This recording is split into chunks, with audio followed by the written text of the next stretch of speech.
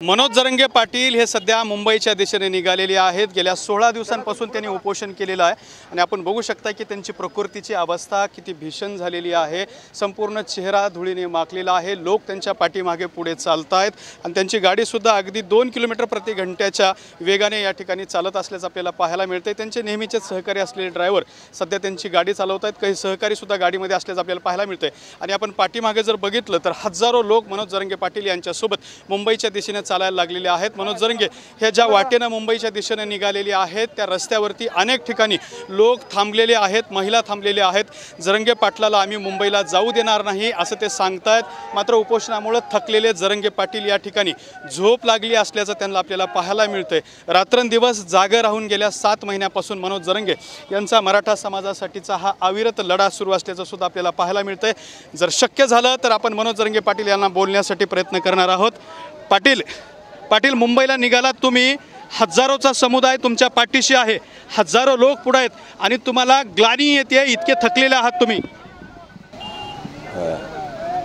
आम्ही पैठण, गंगापूर, येवला, नाशिक, ठाणे मार्गे सागर बंगल्यावर चाललो।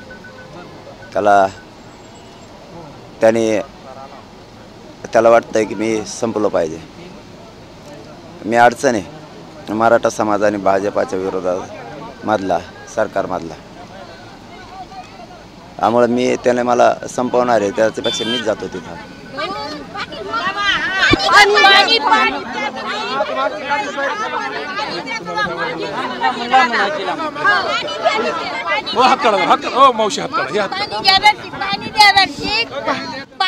पाणी प्या, तुम्ही मुंबईला जा, पण तुम्ही माझी शपथ आहे दादा, तुम्ही पाणी प्या। ते होईल ते तू खाणारच आहे, पण तुम्ही पाणी प्या दादा। घ्या काय पाणी, काय प्लास्टिक तरी घ्या पाणी, पाणी घ्या। अशा गावखेड्यातल्या महिला येत आहेत आणि अपेक्षेने जरंगे पाटलाला पाणी पिण्याची विनंती करतायत। आपण बघा सगळ्या महिला आहेत। जरंगे पाटलांना अत्यंत आस्तेवाईकपणे आणि आपुलकीने ते या ठिकाणी दाखल झालेले आहेत। ठिकठिकाणी जरंगे पाटलांना अडवलं जातंय, पाणी पाजवण्याचा सुद्धा प्रयत्न या ठिकाणी त्यांना केला जातोय। मात्र मनोज जरंगे पाटील पाणी घ्यायला तयार नाहीत। त्यांनी काल रात्रीपासून पाणी घेतलेलं नाहीये। पाणी घ्यावं यासाठी हा सगळा आग्रह जो आहे तो सुरू असल्याचं आपल्याला पाहायला मिळतं आहे।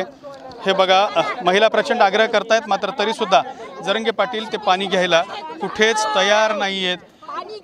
ते हट्ट या ठिकाणी धरलेले आहेत। हे बघा, महिलांच्या हाताने पाणी पिलेलं आहे जरंगे पाटील यांनी।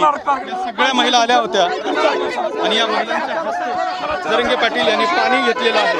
आपण जर बघितलं पाटील, या सगळ्या महिला मोठ्या आस्थेनं तुमच्याकडे येत आहेत, तुमच्या तब्येतीची सगळ्यांना चिंता लागली आहे। देवेंद्र फडणवीस जाणून बुजून मराठ्यांचा अपमान करतोय।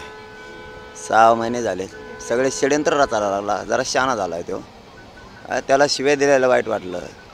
मग त्याला हे का नाही वाईट वाटलं, आमच्या आई बहिणीचे गोळ्या घातल्या, डोके फोडले, ते गुन्हे का नाही मागे घेतले, त्याला मी शिव्या द्यायला वाईट वाटलं। तर रात्रीतून निर्णय कोर्टाचा बदलितो आमचा। काल आमचा 13 तारखेला निर्णय होता, 23 तारखेलाच बदलिला। मग कोपर्डीचा कम नाही बदलिला आत्तापर्यंत, का नाही बदलेला तू? इतका नीच विचाराचा माणूस आणि मराठा द्वेष्टा की मी आत्तापर्यंत बघितलं नाही। सगळ्या जाती संपवण्याकडे तेव्हा म्हणतो मी चांगले पक्षातले लोक कधीच इकडे येणार नाहीत, त्यांना नीट केलं, याला नीट करायला काय वेळ लागतं? याचा एक तर सलाईनमधून काम करो किंवा मग पोलिसाच्या माध्यमातून याला एन्काउंटर करू, नाही तर मग तुम्ही मराठ्याचे नेते मंत्री काय कामाचे आहेत त्यांना असं म्हणतो। भाजप तुम्हाला मोठं करणार आहे, भाजप सत्तेत यायचं असलं तर ह्यो मराठ्यांच्या भाजपच्या मधला काटा आहे, सत्तेत आणायचं असलं तर याचा काटा काढा आणि माझा बळी पाहिजे, त्याला बळी पाहिजे। तू आलो मी, चल थांबतो, तू खास बामणे कावा खेळतो माझ्यासंग, तो बामणाच्या पोटचा असला तर मी मराठीच्या पोटचा आलो, तिथं थांबतो फक्त सागर बंगल्यावर। तू पोलिसांकडून मला गोळ्या घाल, मी बळी द्यायला आलो नसता, येताना तुला सगळ्या सोयऱ्यांचा गुलालच घेऊन यावा लागतो। नाही तर तो याकडे बघतो, तू नाही तर मी, दोन्हीपैकी एक, फक्त बंगल्यावर थांब, आलो गेले 16 दिवस झालं तुम्ही उपोषण करताय. आत्तापर्यंत तुम्ही हे सगळं शांततेत उपोषण केलं. कुठल्याही नेत्याबद्दल तुम्ही आक्रमक झाला नाहीत, सरकारबद्दल सुद्धा तुम्ही आक्रमक झाला नाहीत, फक्त तुमची मागणी होती. मात्र आजपासून तुम्ही अचानक देवेंद्र फडणवीसांवरती आक्रमक झालेला आहात.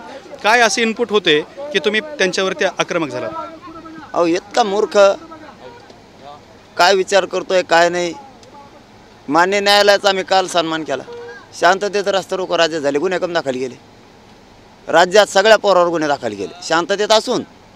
आणि मी सलाईन लावली न्यायालयाचा मान ठेवून. मग कशामुळे सलाईन लावायचं? न्यायालय नुसतं आमच्यासाठी आहे का? त्याला नाही का काही सांगणार? नुसत्या इतक्या खोड्या आमचे गुन्हे माग घेतो म्हणला घेतला नाही. आमच्या बायांना गोळ्या लागल्या, बाया माणसाला डोके फुटले, टकोरे फुटले, चिंदड्या झाल्या, गुन्हे आमच्यावर दाखल केले. तर म्हणतो पोलिसांनाच मारलं. अरे क्या तू आलो मी थांबतोय, सगळा हिशोब चुकता करतो. आता तुला म्हणजे तुला बामणी कावा दाखवायला लागला. बाकीच्या बामनं बघ ना, ते देवेंद्र फडणवीस कसे आहेत, ते नितीन गडकरी कसे आहेत ते बघ. तू कसा पैदाशी असली फडणवीस? आमच्या विरोधात मराठ्यांचे लोक उतरायला लागला, तुला दाखव.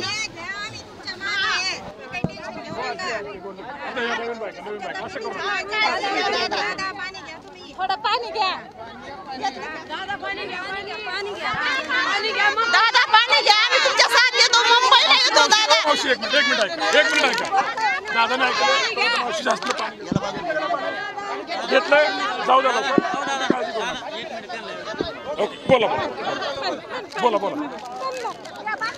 दादा पाणी घ्या दादा.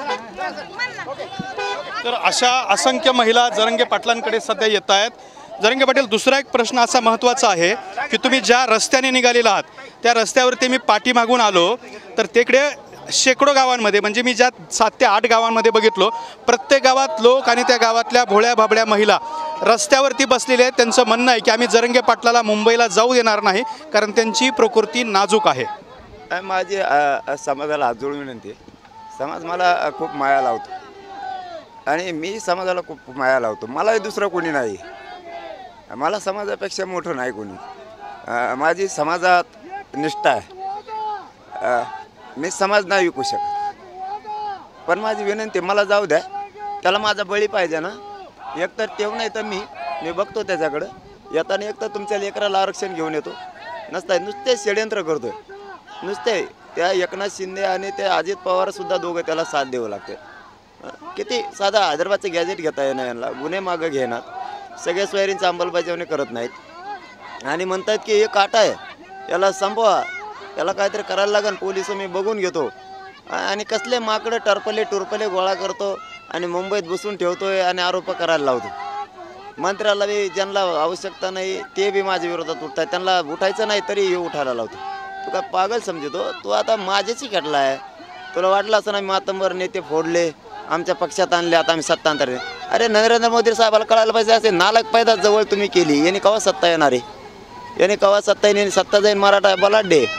धनगरांचं याने असंच केलं, वंजारींचं असंच केलं, यांनी आदिवासींचं असंच केलं, यांनी 12 बलुतेदारांचं असंच केलं, मुस्लिमाचं असंच केलं, बौद्ध बांधवाला असंच केलं. हे काय सत्य ते आणणार आहे? आणि म्हणतो मराठ्यांकडून जर सत्य द्यायचं असलं आणि 10% आरक्षण ते स्वीकारत नाही. तो जवळ आहे तवर आपल्याला शेद येणार आहे आणि 10% ते स्वीकारत नाही. तो आल्यापासून मराठी एक झाले. तो आल्यापासून 75 वर्षातलं न आरक्षण मिळालं. तो आल्यामुळं 10% द्यावं लागलं. आता 10% दिलं तर तो स्वीकारत नाही. सगळे सोयऱ्यातूनच ओबीसीतून द्या म्हणतो. आपल्याला ते द्यावं लागत नाही. त्याला म्हणा 10% स्वीकार, निष्ठा बदल. म्हणजे तुमच्याकडून यायचं मी, म्हणजे माझ्या जातीला अंधारात ठेवायचं, त्यांना ओबीसीतून आरक्षण नाही द्यायचं. तू ऐकून यायचं, माझा दबाव आणतो तू. केशे सामका तमका. अरे तुला मोज येत नाही मी. तू आलो तो ऐकड थांब. तू तिथं तू आलो सागर बांगल्यावर तू थांब. तू कसा काय आरक्षण देत नाही ओबीसी नसता, कसा मला गोळ्या घालीत नाही बघ. नाही तर पोलिसाला म्हणा घाल गोळी, मी बळी द्यायला आलो. मग मराठ्यांना माझी विनंती, मायबाप हो एकजूट राहा, कधीच एकजूट फुटून देऊ नका. तुम्हाला विनंती आहे, कसा देत नाही मी एकटा जातो. माझी या सगळ्यांना विनंती, तुम्ही माझ्या सगळे येऊ नका. तुम्ही सगळे इथं थांबा, मला एकट्याला जाऊ द्या. मी जातोय त्याच्याकडे. तुम्हाला ते अडचणीत आणि गोळ्या घालील, तुम्हाला मला घालू द्या. तो पोलिसाकडून एन्काउंटर करणार ना, त्याला सुपडा साप राज्यात झालेला नाही दिसला तिथून पुढं. तू फक्त आलोय म्हणा मी, तू सागर बांगल्यावर थांब. लावतो ज्या पोलिसांना माझ्यावर एन्काउंटर करायला अडवायला. लोकांना भीती ही आहे की तुमची प्रकृती नाजूक आहे, त्यामुळे तुम्हाला धोका होऊ शकतो. त्यामुळे लोक आता असं म्हणत आहेत की आरक्षण नको, आम्हाला जरांगे पाटील हवेत. नाही आता आरक्षणच घ्यायचं याला वाढ ह्यो म्हणतोय जात संपत्ती मराठीची फक्त याला हटवा. ह्यो हटला एक तर निष्ठावान लागावं नाही तर गद्दार लागावं असं असतं. पण फुटणारा निष्ठावान असावं. ते म्हणते ते फुटणारा निष्ठावान नाही कोणचाच नाही आणि गद्दार बी नाही. याला हटवा तरच मराठी एकजूट फुटत नाही तर मराठीची एकजूट पिढ्यानं पाठ फुटू शकत नाही आता. आणि आरक्षण बी द्यावं लागणार. याला संपवा, याच्यावर आरोप करा.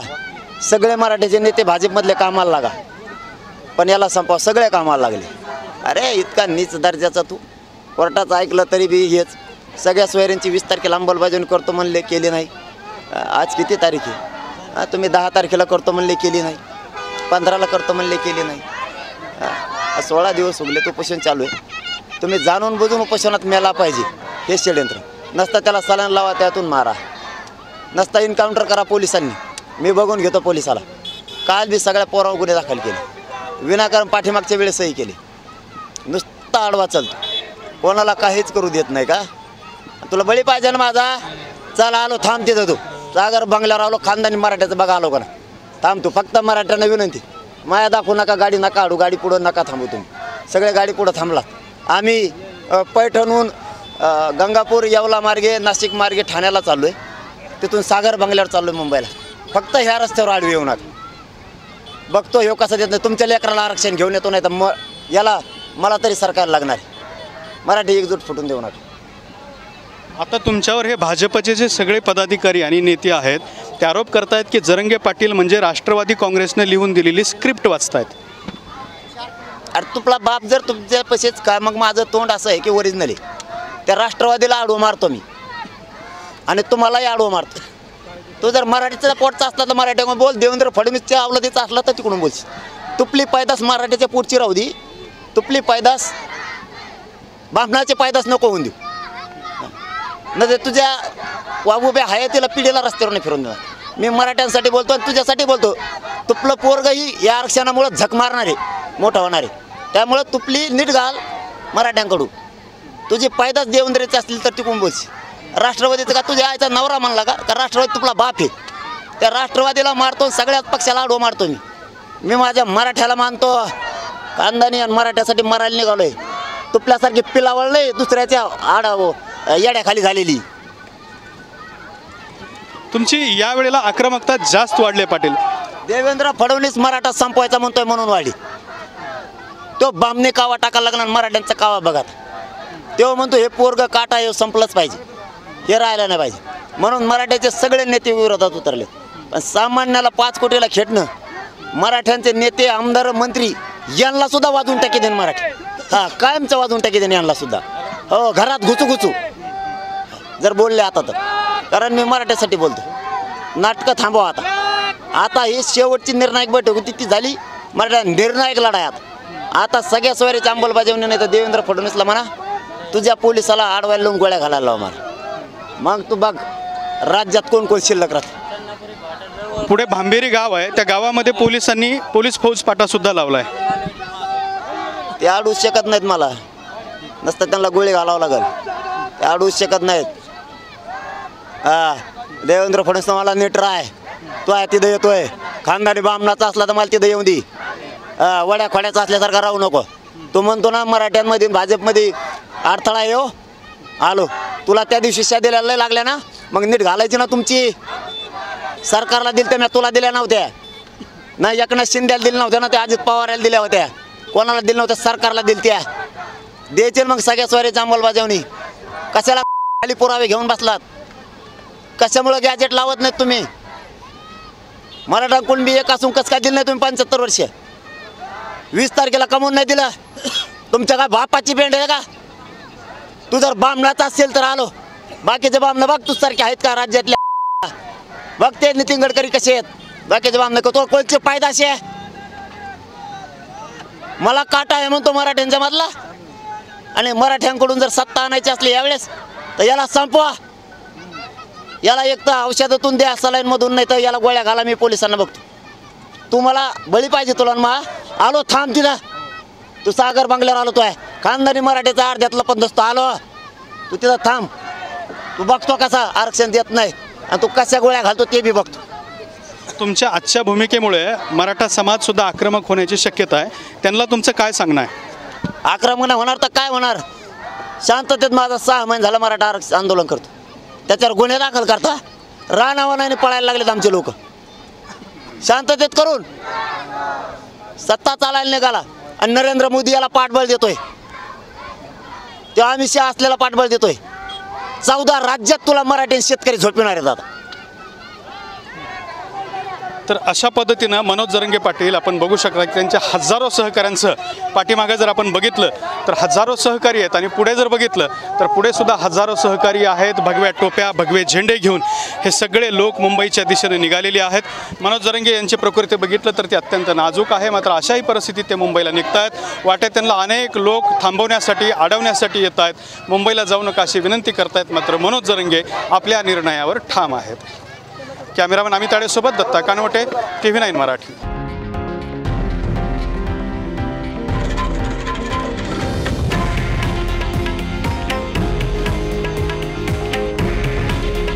हे आहे देशातील नंबर 1 न्यूज नेटवर्क आणि आपण पाहत आहात TV9 मराठी. काळजी तुमची, हित महाराष्ट्राचं.